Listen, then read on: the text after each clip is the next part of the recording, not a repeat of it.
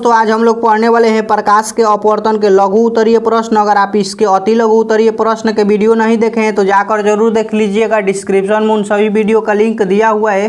तो चलिए देखते हैं कि लघु उत्तरीय प्रश्न में सबसे पहला नंबर प्रश्न क्या दिया हुआ है। और आपको हम बता दें कि ये भारतीय भवन के किताब का बुक है जिससे ये सभी प्रश्न लिए गए हैं। तो आप लोग जाकर उसमें भी देख सकते हैं कि ये सभी प्रश्न दिए गए हैं या नहीं। तो चलिए इसका पहला नंबर प्रश्न को देखते हैं। तो इसका सबसे पहला नंबर प्रश्न दिया हुआ है, प्रकाश के अपवर्तन का क्या तात्पर्य है। बोल रहा है कि प्रकाश का अपवर्तन का क्या तात्पर्य है। तो हम इसका आंसर लिखे हुए हैं।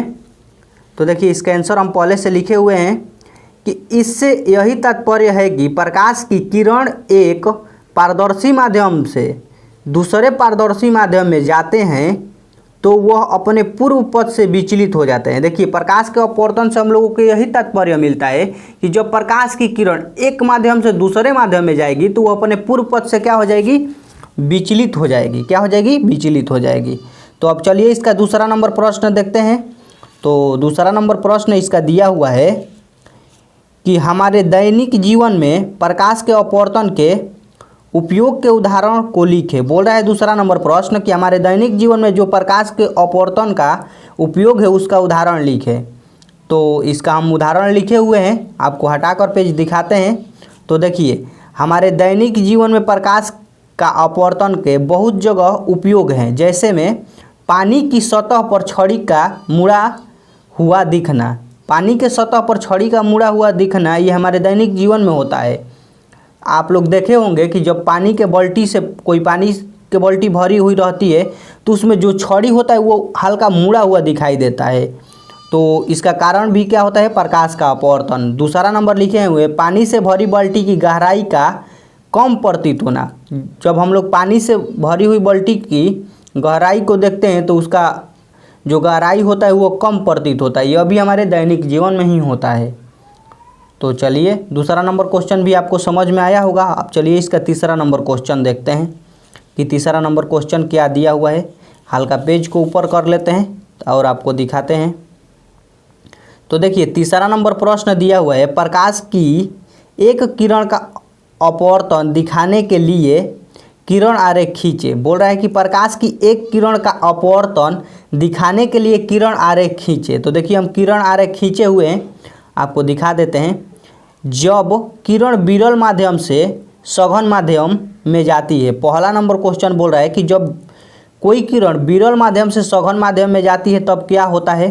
तो उसका ही हम दर्शाए हुए हैं यहाँ पर आरेख बनाकर। देखिए यह विरल माध्यम है और यह सघन माध्यम है।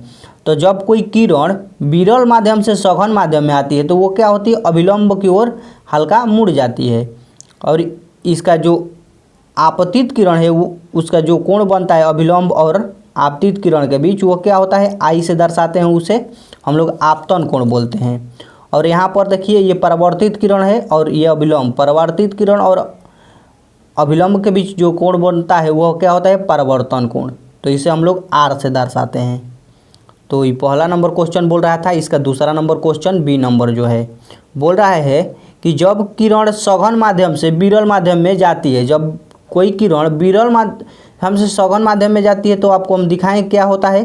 अब बोल रहा है कि सघन माध्यम से विरल माध्यम में जाती है तो क्या होता है।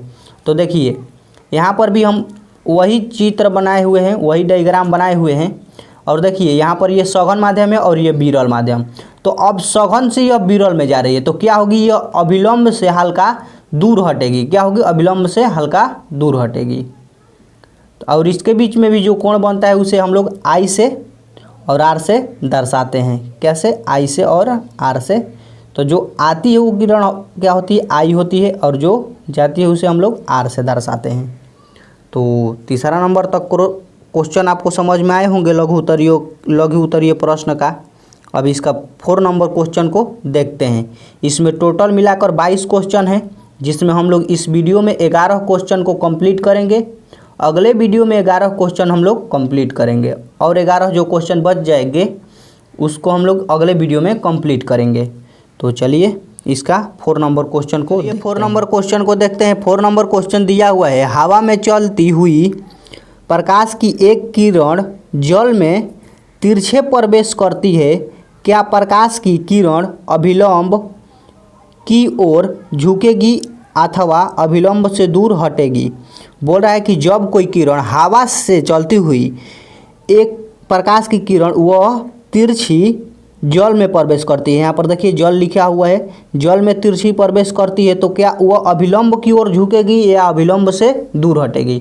तो आपको हम बता दें कि जो वायु है वह वायु और जल इन दोनों में सघन माध्यम क्या है। तो आपको जानते होंगे आप लोग कि जो जल होता है वो वायु की अपेक्षा सघन माध्यम होता है।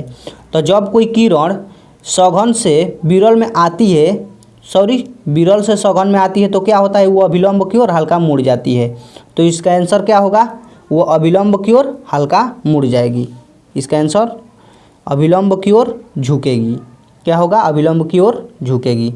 अब चलिए इसका 5 नंबर क्वेश्चन देखते हैं। 5 नंबर क्वेश्चन दिया हुआ है, कांच की आयताकार सिली में अपवर्तन के 2 किरण का नामांकित चित्र खींचे। बोल रहा है कि आयताकार सिली में 2 अपवर्तन के किरण का नामांकित चित्र खींचिए। तो देखिए हम यहाँ पर खींचे हुए हैं, आपको पेज हटाकर दिखाते हैं।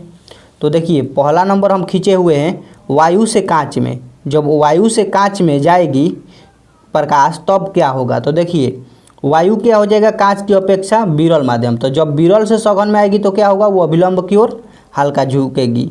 तो इसका एक नामांकित चित्र बनाने को बोल रहा था, हम बना दिए हैं। आप लोग ऐसे ही बना सकते हैं। अब इसका दूसरा नंबर देखते हैं, 2 उदाहरण देने को कहने को बोला है। तो देखिए जब हम लोग वायु से कांच में ले गए तो वो क्या हुई, अभिलंब की ओर हल्का मुड़ी। और जब कांच से वायु में ले जाएंगे तो क्या होगा, वो अभिलंब से हल्का दूर हटेगी। तो यही आपको 2 नामांकित चित्र बना देने थे जो हम बना दिए हैं। अब इसका अगला नंबर क्वेश्चन देखते हैं। इसका अगला नंबर क्वेश्चन को देखते हैं। 6 नंबर क्वेश्चन दिया हुआ है, पानी में रखा हुआ सिक्का कुछ ऊपर उठा हुआ प्रतीत होता है, क्यों। बोल रहा है कि देखिए 6 नंबर क्वेश्चन बोल रहा है कि पानी में जो हम लोग सिक्का रख देते हैं वो हल्का ऊपर उठा हुआ क्यों दिखाई देता है। तो इसका आंसर लिखे हुए हैं, देखिए क्योंकि प्रकाश का अपवर्तन होता है, इसीलिए प्रकाश का अपवर्तन होता है, इसलिए वो सिक्का क्या होता है कि हल्का ऊपर उठा हुआ दिखाई देता है हम लोगों को। अब इसका अगला नंबर क्वेश्चन देखते हैं जो 7 नंबर है। तो 7 नंबर क्वेश्चन बोल रहा है कि प्रकाश के अपवर्तन के नियम को लिखिए। बोल रहा है कि प्रकाश के अपवर्तन का जो नियम है उसे आप लोग लिखिए। तो देखिए इसका आंसर हो जाएगा, प्रकाश के पहले कितने नियम हैं, 2 नियम हैं। तो यही हम लिखे हुए हैं कि प्रकाश के अपवर्तन के 2 नियम हैं। तो वो कौन कौन से दोनों नियम है वो उसे हम लोगों को लिखना है। तो इसका पहला नंबर नियम है, हम आपको पढ़कर सुनाते हैं और समझाते भी हैं। आपतित किरण आपतन बिंदु पर अभिलंब और अपवर्तित किरण दोनों एक ही समतल रेखा में होती हैं। वह दोनों क्या होती हैं, एक ही समतल रेखा में होती हैं। जो आपतित किरण है, अभिलंब है और अपवर्तित किरण, देखिए आपको हम बताते हैं क्यों। कि जब देखिए ये 2 माध्यम हो जाते हैं, यह सघन माध्यम और विरल माध्यम से जाएगी किरण तो ये अभिलंब की ओर हल्का झुकेगी। और ये मान लीजिए अभिलंब है तो ये देखिए एक ही समतल में, मतलब कि एक ही बिंदु पर है तीनों, तब ही इसका परिवर्तन हो रहा है। अगर इसको हम मान लीजिए इसको यहाँ पर रख दे और इसको परिवर्तित कर दे तो ये कभी हो ही नहीं सकता है। तो हम लोग कहेंगे कि यह तीनों क्या है, एक ही समतल में स्थित हैं।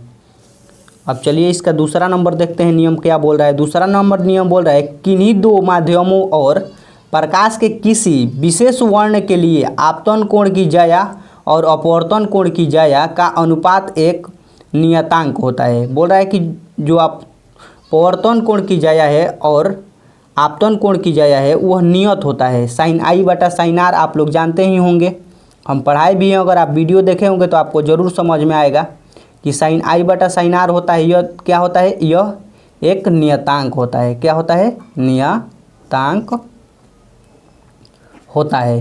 तो आप लोगों को समझ में आया होगा। ये भी 7 नंबर भी क्वेश्चन। तो चलिए अब इसका 8 नंबर क्वेश्चन को देखते हैं। 8 नंबर क्वेश्चन है, स्नेल के नियम को लिखिए और लिख कर समझाइए। बोल रहा है 8 नंबर क्वेश्चन के स्नेल के नियम को लिख कर समझाइए। तो इसका हम नियम लिखे हुए हैं, आपको पेज हटाकर दिखाते हैं और समझाते भी हैं पढ़कर। तो देखिए इसका नियम दिया हुआ है, किसी 2 माध्यम और प्रकाश के किसी विशेष वर्ण के लिए आपतन कोण की ज्या और अपवर्तन कोण की ज्या का अनुपात एक नियतांक होता है। जिसे हम लोग साइन आई और बटा साइन आर के रूप में दर्शाते हैं। तो देखिए इसका कहने का मतलब समझिए, जो आपतन कोण की ज्या आपतन कोण की ज्या को हम लोग साइन आई कहते हैं और अपवर्तन कोण की ज्या को हम लोग साइन आर कहते हैं। साइन आर बोलते हैं। तो देखिए इसका बोल रहा है अनुपात। अनुपात का मतलब हो गया कि साइन आई बटा साइन आर होगा, जो नियतांक होगा, एक नियतांक मतलब कि कांस्टेंट होगा, नियत होगा। कांस्टेंट का मतलब कि इसका मान नहीं बदलेगा। इसका कहने का मतलब यही है। अगर आपको इसका प्रूफ देखना है तो हमारा वीडियो जाकर पीछे के देख लीजिएगा, तो आप लोगों को प्रूफ मिल जाएगा। इसका हम प्रूफ भी कराए हुए हैं, तो आप लोग जाकर देख लीजिएगा। यहाँ पर इतना ही हम समझाए, क्योंकि इसका वीडियो पहले से बनाए हुए हैं, फिर दोबारा मेहनत करने का कोई फ़ायदा नहीं। आप जाकर पिछला वीडियो देख लीजिएगा तो आप लोगों को समझ में आ जाएगा। तो चलिए अब इसका 9 नंबर क्वेश्चन देखते हैं। 9 नंबर क्वेश्चन क्या दिया हुआ है। तो इसका 9 नंबर क्वेश्चन दिया हुआ है, हीरे का अपवर्तनांक 2.42 है, तो इसका कथनांक का क्या अर्थ है। बोल रहा है कि हीरा का अपवर्तनांक जो है उतना है, तो इसका कथनांक का क्या अर्थ है। तो इसका हम कथनांक का अर्थ लिखे हुए हैं। तो देखिए इसका कथनांक का अर्थ यही है कि प्रकाश हीरे में निर्वात की अपेक्षा इतना गुनी धीमी से चलता है। देखिए कहने का मतलब है कि निर्वात की अपेक्षा जो प्रकाश है वह हीरा मान लीजिए ऐसा हीरा होता है, कोहिनूर हीरा एक हम लोग देखे हुए हैं, अब वो एक हीरा थोड़े देखने को मिलता है, ऐसा कुछ हीरा होता है। तो इसमें जो प्रकाश की चाल होगी वह निर्वात की अपेक्षा माने कि शून्य की अपेक्षा इतना गुनी धीमी होगी। कितना गुनी? इतना गुनी धीमी होगी। तो आप लोगों को समझ में आया होगा 9 नंबर क्वेश्चन। अब 10 नंबर क्वेश्चन देखते हैं। 10 नंबर क्वेश्चन क्या दिया हुआ है, थोड़ा पेज को ऊपर कर लेते हैं आप लोगों को दिखाने के लिए। तो देखिए 10 नंबर और एक 11 नंबर क्वेश्चन बचा है, इन दोनों क्वेश्चन को हम लोग हल करेंगे। तो देखिए 10 नंबर क्वेश्चन बोल रहा है कि प्रकाश की एक किरण पुंज पानी पर तैरे तो तारपीन की परत पर आपतित होती है। यदि वायु, तारपीन और पानी की अपवर्तनांक क्रमशः इतना तथा और इतना है, तो समझाएं कि किरण पुंज किस प्रकार वायु से तारपीन तथा फिर तारपीन से पानी में गमन करेगी। बोल रहा है कि देखिए कोई प्रकाश की किरण पुंज पानी पर तैरते तारपीन की जो पानी है उस पर तारपीन एक तैर रहा है, उसमें हम लोग प्रकाश को अपवर्तित कर रहे हैं। और जब वह प्रकाश की अपवर्तित होगी तो यदि वायु, तारपीन और पानी की अपवर्तनांक क्रम से इतना तीनों का अपवर्तनांक दिया हुआ है, तो समझाए कि वह किस प्रकार से इन तीनों में प्रकाश का अपवर्तन होगा, माने गमन होगा। गमन होने का मतलब समझिए कि अपवर्तन होगा। तो इसका आंसर लिखे हुए हैं, वायु से तारपीन में जाने पर अभिलंब की ओर मुड़ेगी तथा तारपीन से पुनः पानी में जाने पर अभिलंब से दूर मुड़ेगी, क्योंकि जो तारपीन है वह पानी की अपेक्षा क्या है, सघन माध्यम है। क्या है? सघन माध्यम।